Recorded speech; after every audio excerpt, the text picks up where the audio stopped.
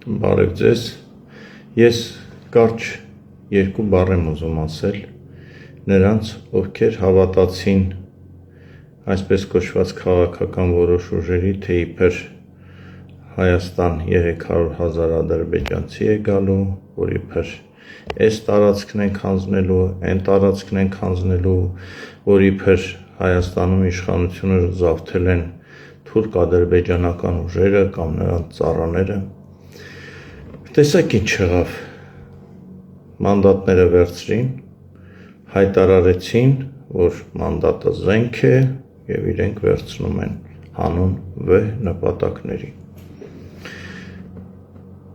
Սիրելի հայրենակիցներ, եթե մանդատ վերցնողները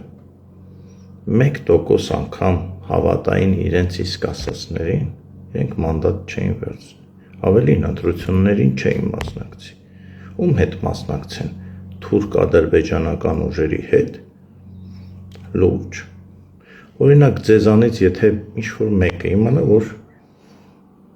երկիրը զավթված է թուրքական կամ ադրբեջանական ուժերի կողմից ու այդ ուժերը ընտրություններ են նշանակում, կգնաք կմասնակցեք, որ ինչ անեք։ Հիմա տեսակ, որ ձեզ խաբեցին և գիտեք ովքեր են գալիս խորհրդարան, նրանք, ովքեր քաղաքականության հետ որևէ կապ չունեն, իսկ նրանք, ովքեր կապ ունեն, պատգամավորի հետ որևէ կապ չունեն, մարդիկ եկել են, վերցրել են մանդատները նրանք, ովքեր 5 տարի կոչ էին անում չգնալ նիստերին, հարց չտալ կառավարությանը, չզբաղվել ժողովրդին հուզող խնդիրներով, չգնալ խորհրդարան։ Դրա անուն էլ գտան, ասում մարտավարական քայլ է դա, սիրելի հայրենակիցներ, մարտավարական առումով վերցնում են հարկերով ձևավորված աշխատավարձը և ասում են, որ մենք մարտավարական նպատակներով չենք գնում աշխատանքի։ Հիմա ինձ լսում են բժիշկներ, մանկավարժներ, շինարարներ, ֆուտբոլիստներ, դե հիմա դուք պատկերացրեք, չենք գնում աշխատանքի, բայց ձեզ փող են տալիս, նույնիսկ երբեմն պարգևավճար են տալիս, իսկ դուք ասում եք, ես մարտավարական նպատակներով չեմ գալի աշխատանքի, երջանկություն։ Ու հիմա այդ մարդիկ էլի գալու են, ձեզ վրացից աղելու են, մի բաժակ օղի են խմելու, մի բաժակ սուրճ են խմելու, եթե գան ազգային ժողովի շենք, ու գնալու են իրենց գործերով, ու էլի ձեր վրա ծիծաղելու են, որ դուք հավատացիք, որ Նիկոլ Փաշինյանը կամ չգիտեմ մեկ ուրիշը, այս տարածքն է հանձնում, հեսա 300,000 ադրբեջանցի է բերում։ Եվ մեկ էլ կրկին անգամ չեմ դիմանում ու ասում եմ ամոթ բոլորիդ, մեղմ ասած, ովքեր փող վերցրին և գնացին քվեարկության, ամոթ ձեզ բոլորիդ։ Դուք հասկացաք ինչ ծանր հանցանք գործեցիք։ Եվ հիմա օգոստոսի 2-ից սկսվելու է այսպես կոչված ընդդիմության բեմականացրած մի նոր շոու, հանուն, ու ինչքան իրենք չեն հոգնում, ասում մենք պայքարում ենք, մենք էս ենք անում, շատ լավ եք պայքարում,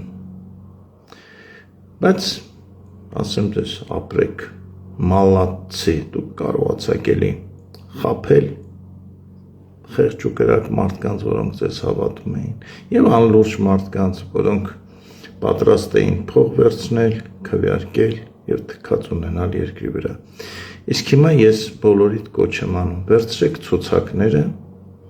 արդեն հրապարակել են, թե ովքեր են պատգամավոր աշխատելու։ Վերցրեք ու նայեք, տեսեք ում եք ճանաչում, ում չեք ճանաչում։ Օրինակ հարց ուժեղ Հայաստանի ուժեղ տղերքի Նարեկ, դու էլ ես կիսում են կարծիքը, որ լավ կլինի հայ զինվորը ականի վրա պայթի։ Դու փաստորեն կիսում ես, եթե Էդգար Ղազարյանը ձեզ հետ միասին մտնել վայ խորհրդարանի շենք, ուրեմն դուք ևս ուրախ կլինեք, որ հայ զինվորը ականի վրա պայթի։ Էս եք դուք, էսա ձեր կարգը, էսա ձեր մակարդակը, եթե ես սխալ եմ ասում, ասեք սխալ ասում Գեղամ Նազարյանը, ասեք սխալ է, բայց ո՞նց եմ ես սխալ ասում, եթե Էդգար Ղազարյանը այդ հայտարարությունը անելուց հետո ընդգրկվում է ձեր ցուցակում ու ձեր հետ միասին բերում եք խորհրդարան։ Եվ այսքան առայժմ, բայց առայժմ հələ փորձեք մտնեք խորհրդարան։ Ինչ հետաքրքիր օրեր են ձեզ սպասվում։